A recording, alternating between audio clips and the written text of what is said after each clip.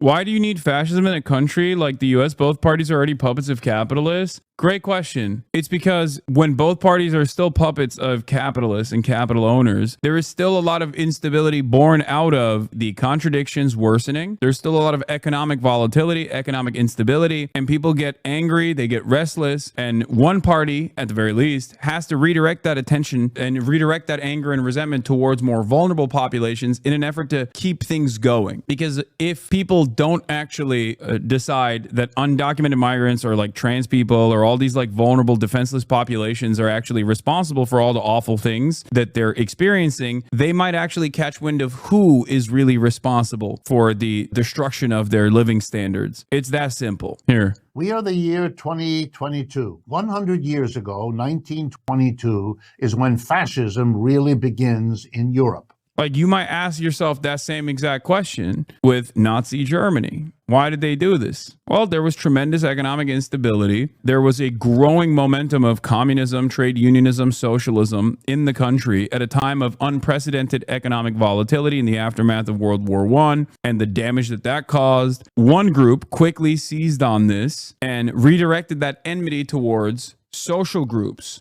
that were both simultaneously incredibly powerful and also incredibly weak and dangerous. And those groups ended up seizing all of the power while directly collaborating with liberals in power and also with capital owners that wanted to maintain that same hierarchy. They wanted to maintain their same standards of profit. They wanted to continue the way that the system was going. They were more fearful of a workers' revolt or revolution than they were of some kind of fascist control, because fascist control would mean, yeah, sure, a lot of people get killed in the process, but I'm fine. I'm a business owner and I get to maintain my profits. If profits are the highest order of priority for you, you don't care what happens to other people. You don't care what happens to workers. You don't care what happens to workers that become non-citizens in the process, as long as those workers don't actually eat away at your profit margins.